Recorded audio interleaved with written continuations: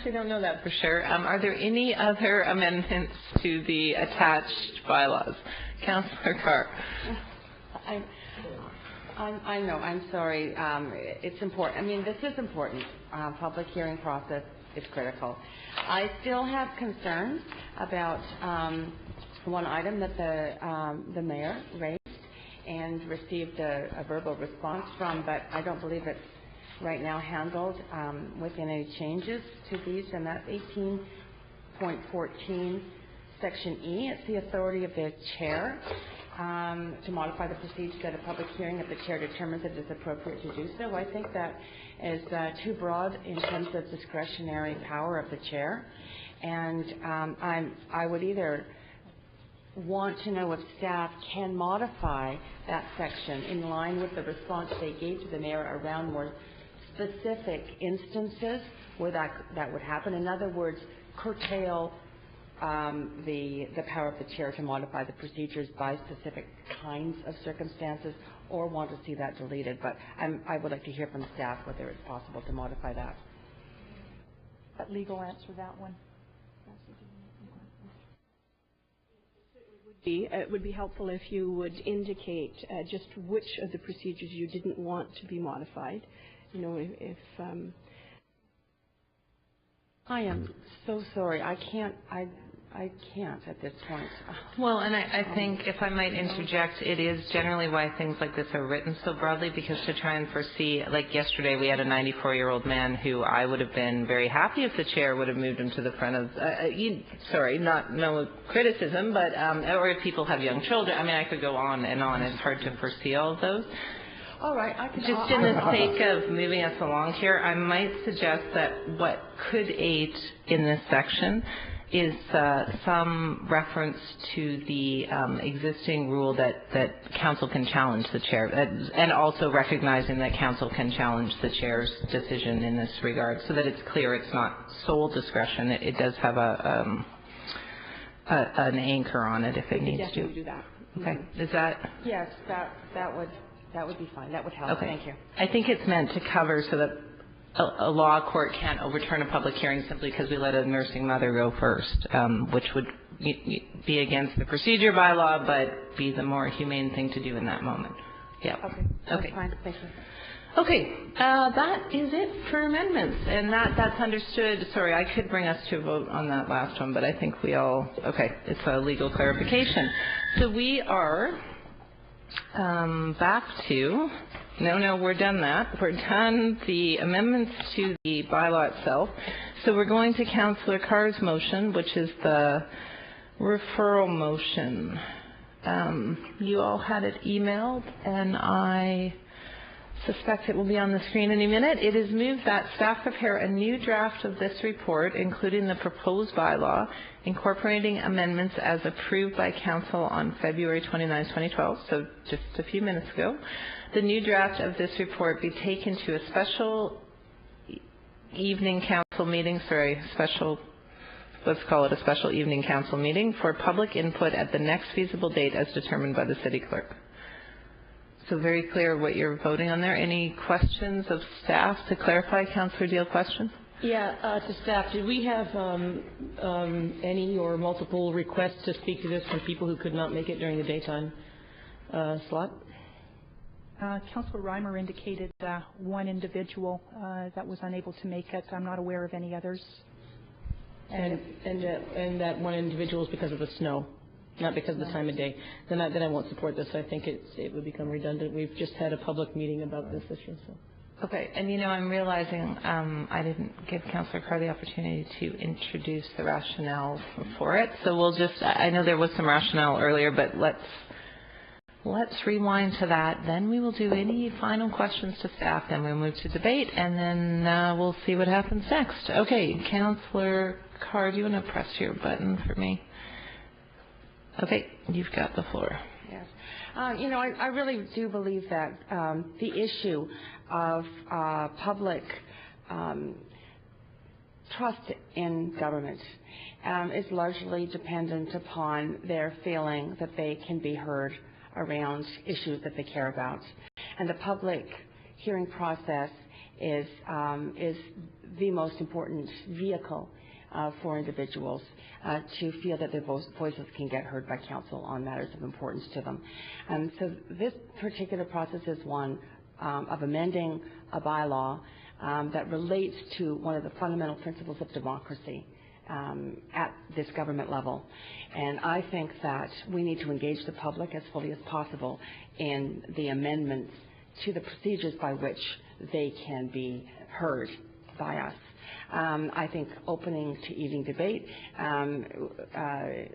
will enable more people to be able to attend. Even though they didn't come out now, I think that that should there be an evening meeting, that we at least will have done due diligence in terms of enabling the attendance by as many people as possible on an issue which is fundamental to the principles of an open government, a democratic process.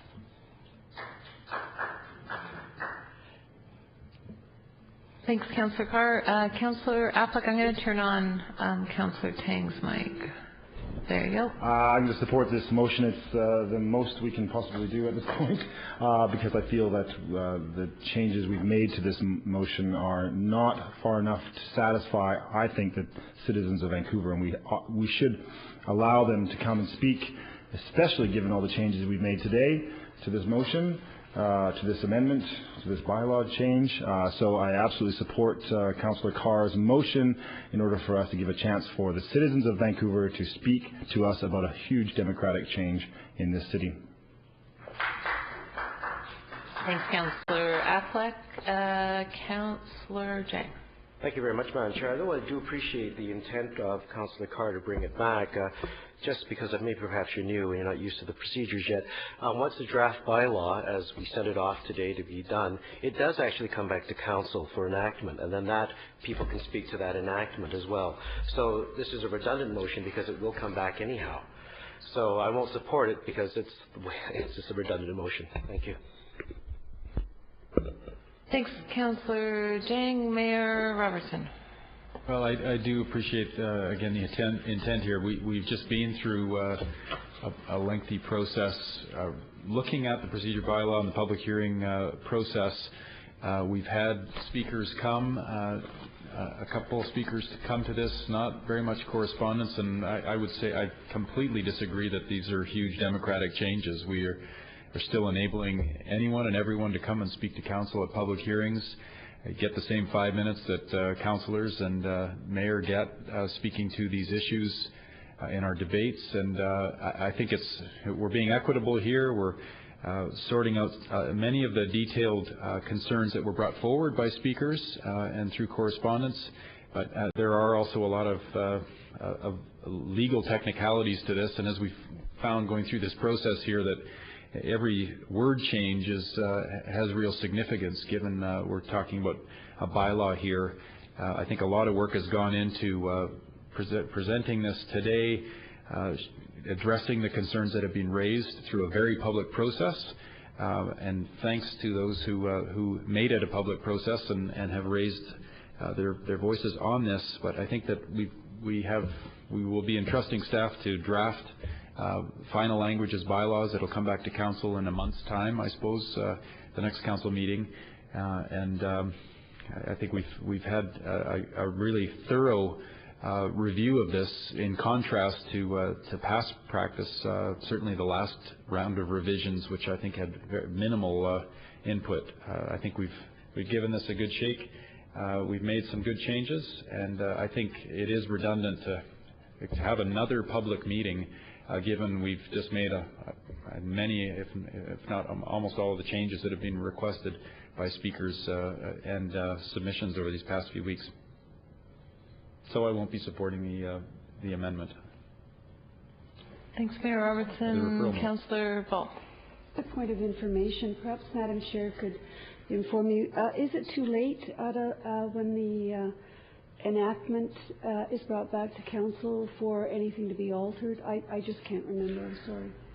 Legal may want to speak more to it, but my understanding is that's why it does come back. It's the equivalent of roughly a third hearing in the normal local government. Sorry, we're normal too. In the other communities charter, and we are within our right to pull it and make changes. It is extraordinarily rare, but that's the third time, is the last sober third look at it to make sure it's absolutely what you wanted to do. It's why it comes back to us for enactment. Thank you so much for refreshing my memory. Thank you. Thank you. Okay. That's it on the speakers list. So I was going to add a few comments, and then Councillor Carr, if you want to do closing remarks. I am not going to support these amendments for a few, or they're not amendments, they're actually the main motion at this point, but this proposal, my challenge with it is that you do notice was given of this. I know that it was extensively advertised by community groups that were trying to rustle people out to this. It certainly came across my Twitter and Facebook by certain people, and I have a fairly big network. There were certain people who put it there several times, and some of those people came today to speak to it. But it does weigh heavily on me that the people who came today are people who come to all four, those three plus our snowbound individual, people who come to many public hearings on many items. Appreciate that you come and provide that information. But I have to weigh that off in my mind against the many, many, many people I hear from in person, Twitter, Facebook, email, phone, who are quite upset by the public hearing process. This idea of unlimited ability to talk to an individual, that's somehow more democratic, fails to take into account that every minute they're talking, someone else is prevented from talking, or prevented perhaps from participating at all because their child care runs out, that they thought they'd speak by a certain time. They're elderly, they need to be home by a certain time, and I feel that we kind of need to get moving on this, and brought starkly home by people who've had to drop out of the current public hearing we're engaged in because they just cannot participate by virtue of the time that it takes. And we still have the opportunity at the bylaw enactment stage if there's critical changes, and because we are a democracy, we have this, legal will love this, but we have this ongoing ability to keep modifying as meets the times. I think the technology challenge is probably the biggest. The technology opportunity and the challenge of merging what is really a 125-year-old process into extremely modern technology. To me, that's where we stand to gain the most ability to improve democracy for people and access to democracy, and it is an ongoing process. So I will be voting against them and in favor of the staff recommendation with the amended report when it comes, but keeping an open mind between then and the bylaw enactment and onwards to any changes we can make that improve public access across all demographics. It's also not lost on me that the demographics of the people who spoke today were somewhat homogenous, which certainly isn't your fault, but I would love to see us making changes that do facilitate the greatest number of people coming to speak on issues that are relevant to them. Councillor Carr, closing remarks? Do you want to push your button? Sorry, it's easier than me manually doing it. Okay. Great. I do think we're missing an opportunity if we vote down my motion to engage the public, to engage the public and in a proactive way, not just respond to the need to move forward with changes to a bylaw, but to actually, in a real way, engage by openly offering more chance than would otherwise be there, more and a unique chance for the public to comment on this process. I think it just speaks to commitment to democracy to do that, and to an open government. And I believe that those are values that many of you on this table have expressed.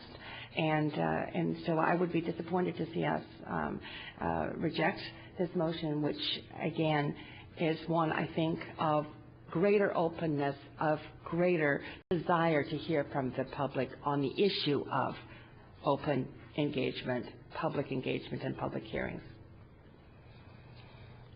Thanks, Councillor Carr. I'm going to move us to a vote. So the motion's on the floor. All those in favor of Councillor Carr's motion, all those opposed, Councillors Jang, Breimer, Deal, Mayor Robertson, and Councillor Tang.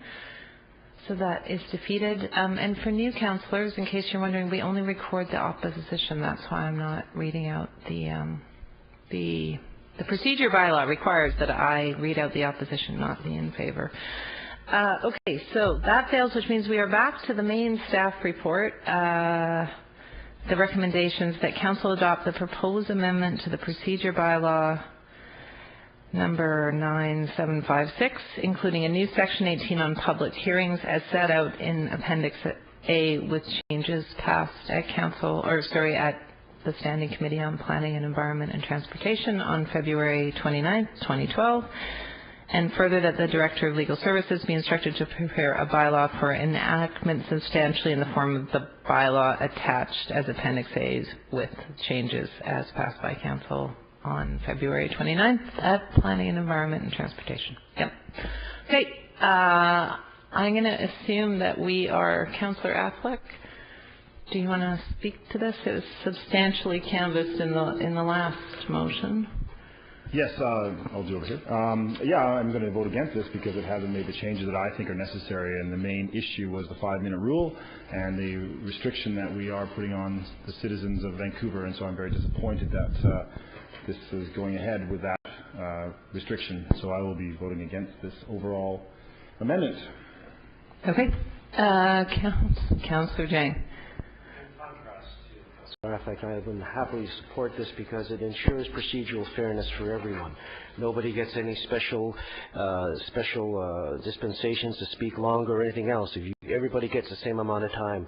Certainly, coming from, initially my family from a country that didn't have democracy and having to deal with all the discrimination here, just having the equal rights as anybody else in this room was very key, whether it's the vote, having access to jobs, security, or now even just speaking, just to be heard, just like anybody else, is the essence of democracy, because that's what doesn't exist when one person or one thing has the sole discretion to decide who speaks, who doesn't speak, or for that matter, having people speak so much that it prevents other people from speaking. Certainly my experience in many public hearings is when people can go on forever, as Councillor Reimer had pointed out. Folks who had come had to arrange childcare and daycare, and then they're pushed back further and further and further and further. It's not fair.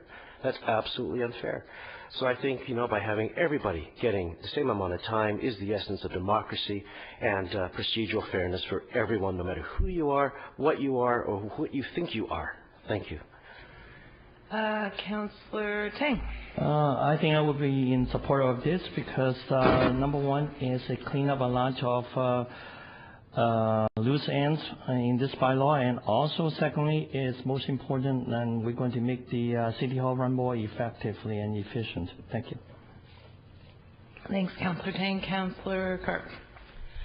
Yes, I will be voting against this, largely because I like Councillor Affleck, feel very strongly about the opportunity for citizens to voice their opinion, and I felt that that allowing citizens just one more opportunity at the end of the Speaker's roster to enable that further debate and question and answering and provision of new material was a reasonable addition. I think there were many good changes made in Council chamber today regarding improving this bylaw from what it came to us as.